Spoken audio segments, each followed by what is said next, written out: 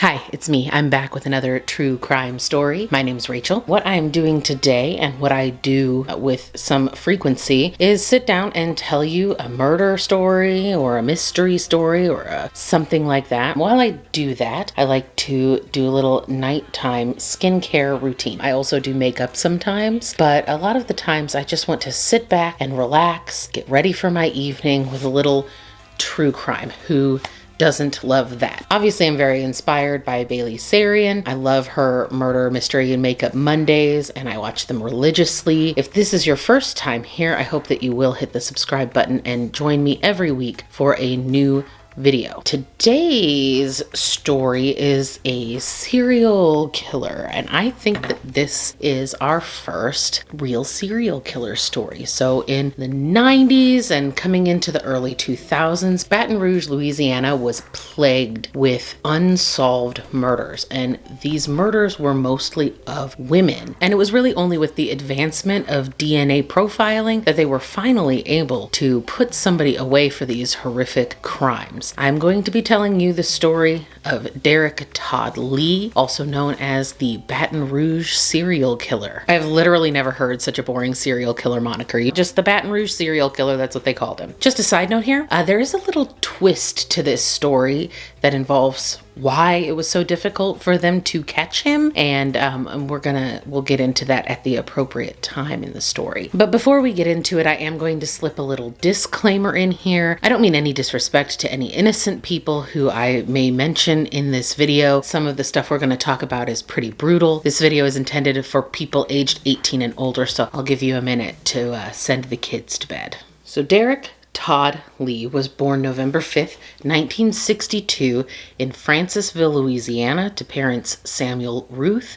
and Florence Lee. You'll notice that young Derrick has his mother's last name instead of his father's last name, which was Ruth, and that is because Samuel Ruth left the family when Derrick was quite young. In this particular case, that wasn't necessarily such a bad thing though, because Samuel Ruth was a fairly violent person. He had actually at one time been charged with trying to kill his ex-wife. Now, I don't know if this ex-wife was Derrick's mother, Florence Lee, or if it was a different ex-wife, but whether it was Florence or another woman, he was charged with trying to kill his ex-wife. And he did end up being institutionalized at some point. He received a couple of diagnoses, so it's possible that he was either bipolar or psychotic, maybe both. They're not mutually exclusive. So already we can see there are some mental health problems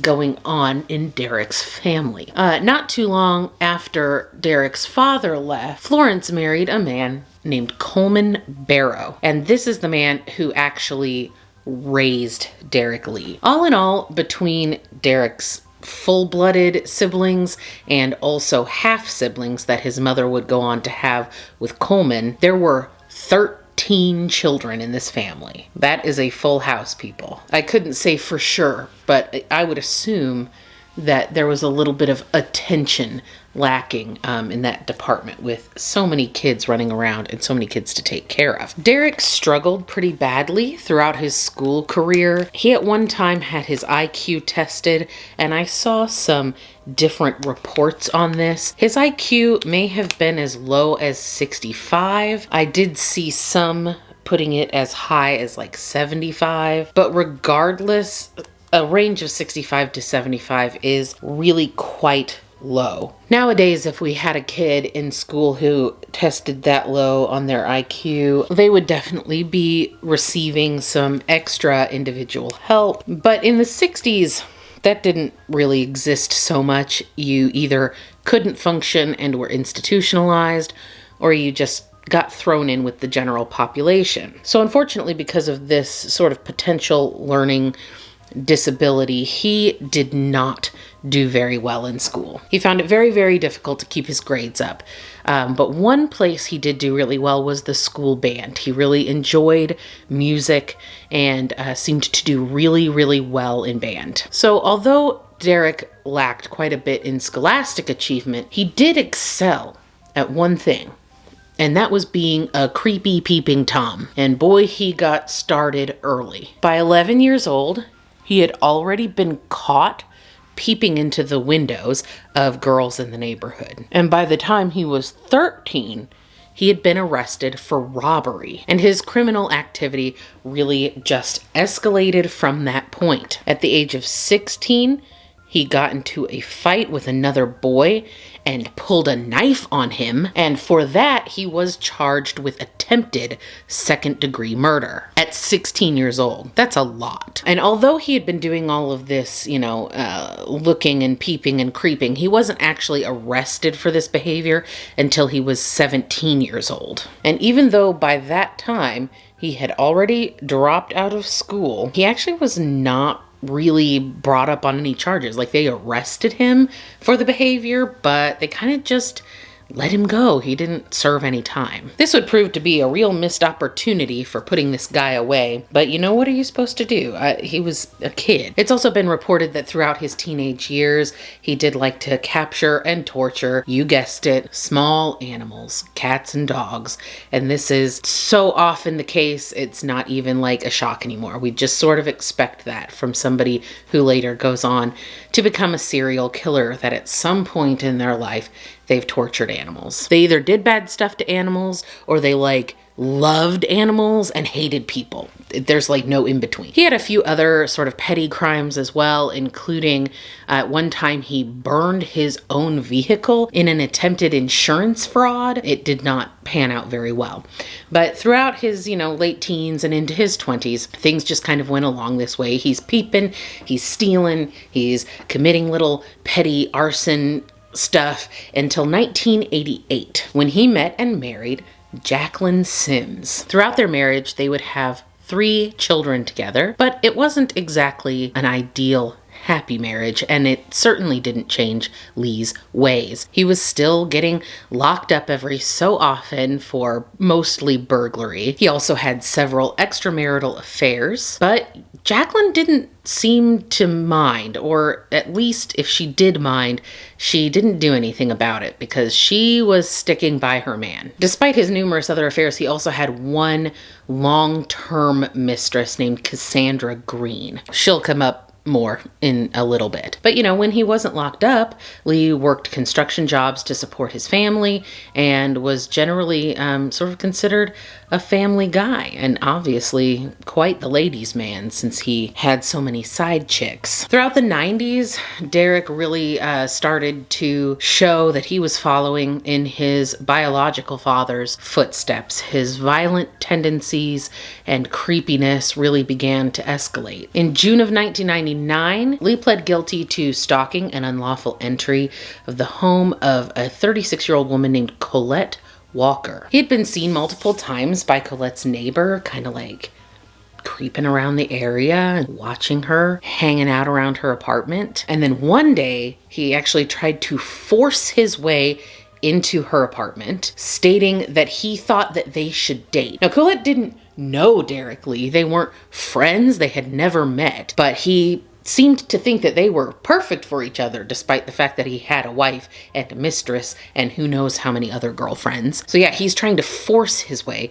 into her house. She's edging him out, and in the meantime, he manages to leave his phone number. Hello. Could you be more stupid? You're literally stalking this woman and trying to break into her home, and then you leave your real actual phone number. I don't know if this guy is delusional, but of course, since she had his phone number, it was really easy for police to find him, and he did plead guilty to that charge. But despite his prior history, he really wasn't locked up for that long. He did go away for a little while, but not very long at all. And this was another missed opportunity to get this guy off the streets. There were so many opportunities to make this man go away. Let me go on. What Colette didn't know at the time, what nobody knew at the time, was that she had really dodged a bullet when she was able to get him out of her apartment and to have him arrested. Lee had actually already begun violent attacks on people. He attacked a young couple in 1993. He came at them with some kind of farming implement. It's sort of described like it's some sort of scythe, but I've also heard it called a machete. I'm not that familiar with farm equipment, despite being from Indiana. I have never worked on a farm before. He did attack this couple with some sort of farming implement. And that couple, they both did survive that attack, but unfortunately they wouldn't actually be given the opportunity to identify their attacker until years and years later. Colette just had no idea how actually dangerous her stalker was. And apparently Cassandra Green, Lee's mistress, also didn't know how dangerous the man she was dealing with could be. In the year 2000, he savagely attacked her outside of a bar over some kind of disagreement. He was trying to chat up some other woman, and Cassandra was getting irritated about it. I don't know why, because, Lee was married and Cassandra was the mistress. She was apparently confronting him about this, and he just went to town on her. One article I read described him as having stomped her. And of course he did this out in plain view in public. So he was again arrested and again convicted of the crime and again given a fairly light sentence. He only served 1 year in prison for that assault. And then shortly after he got out of prison for that, he was picked up for beating on his wife, but she did drop those charges, so he was never convicted of anything in that case. He was on probation, and they gave him an ankle monitor, which he removed, and for that, absolutely nothing was done. He was given the little slap on the wrist for taking off that monitoring equipment and sent on his way. They're just letting him get away with this stuff time and time again, I guess. While Lee is spending the 90s and early 2000s stalking and beating up women and getting locked up periodically with next to zero accountability, the Baton Rouge police are discovering that they have a big problem on their hands. Throughout this time, there has been a significant increase in the number of female homicide victims in and around the area. In fact, by the year 2001, they had racked up 53 unsolved murders of women. And by 2003, that number went up by 18. The thing is, these women didn't really seem to have much in common. They were different ages, different ethnicities, different causes of death, but these women did have some similarities. Police noticed that many of them had small items taken from them, such as their car keys, and also all of them had been sexually assaulted. Just a note, from this point on, I'm just going to use the word assaulted. So when you hear me say that word, just know that that's the kind of assault that I mean. So given all of this, the Baton Rouge Police Department comes to the determination that they have a serial killer in their midst. And when they announce to the press and to the public that they are potentially looking for a serial killer, the press dubs this unknown assailant the Baton Rouge Serial Killer. They really need to get some creatives down there. I don't know what's happening. They couldn't come up with any better name than that. Something that's a little more catchy, that gets people to pay attention. But that's what they went with. Nobody consulted me. So based on all this information, as is typical when this is happening within a smaller police force, the authorities in Louisiana do reach out to the FBI to give them a profile of this person. All of us who are familiar with true crime can probably, without reading about it, give a pretty good idea about some of the things that profile said. It was pretty typical. You're looking for a white male between the ages of 25 and 35. A loner, possibly someone who still lives with his parents, etc., etc. They hit all of the big ones on the normal profile. The problem with this was that Derrick Lee wasn't a lot of those things. First of all, he wasn't white. They had the age range right, but he wasn't a loner. He wasn't living with his parents. He was a married man with a family. And he wasn't a socially awkward loner. He was actually considered quite charming. He was quite the ladies' man. But, and this is a big but, the FBI profile wasn't completely wrong, because there was somebody out there that did match their profile. That person was the other serial killer that was active in Baton Rouge at the same time. Pum, pum, pum. Yes, you heard me correctly. There was another one. There was another one active at the same time. So this is one reason why Lee was getting away with this, despite the fact that he wasn't particularly smart. He wasn't particularly careful, because you had this other guy out there sort of muddying the waters. You know, you can't fully blame the police in this situation, because, like, who expects for there to be two serial killers in a small area with an almost identical MO, a similar disorganized or opportunistic style to their murder? So the other Baton Rouge serial killer is going to be the topic for my next true crime video, so I hope that you'll come back to join me for that. And I'm going to touch on him just a little more at the end of this video. So if you want to hear about it, make sure you stick around to the end. Moving on. Derrick Lee also stayed on the move a lot. He was hitting multiple jurisdictions all the time, and one hand didn't know what the other hand was doing as far as law enforcement. So that sort of disorganized style is another thing that kind of kept him from getting caught for so long. And in fact, it wasn't really until he started narrowing down and committing crimes right around the Louisiana State University campus, that's when really things went good for police and very bad for Derrick Lee. Also, DNA just wasn't what it is now. In the 90s and even into the early 2000s, we didn't quite have all the great stuff that we have now. DNA testing and genome profiling and all of that was still very much in its infancy. And also there was no like large databases of DNA. Even if you had DNA evidence, it was pretty unlikely that you would come up with anybody.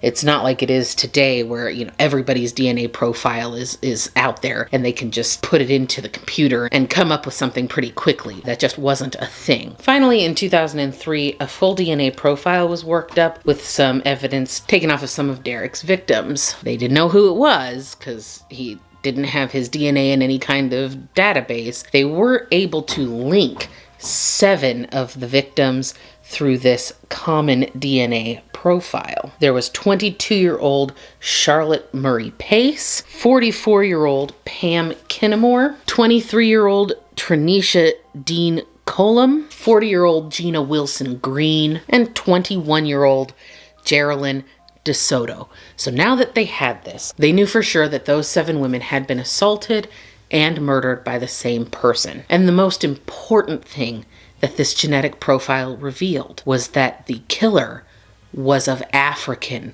descent, not, in fact, the white man that they had been looking for. With all of this information, the police were able to change their suspect profile, believing correctly now that they were looking for a black male in connection with these horrific crimes. And once they were on the right path, it really didn't take them very long to add Derrick Lee to their suspect list, given his history of stalking and violence against women. On May 5th, 2003, authorities were able to collect a DNA swab from Lee, and within days they had a perfect match to the profile found on the 7 victims. However, when they showed up at Lee's house to arrest him, he and his whole family had vanished. They went on the run. First stop was Chicago, the Windy City. I think that's what they call Chicago, right? It's going to be really embarrassing for me if Chicago isn't the Windy City. And they go into Chicago first, and then from Chicago they went down to Atlanta. And apparently Mr. Lee was not very good at covering his tracks, because on May 27th, 2003, that's exactly where they apprehended him,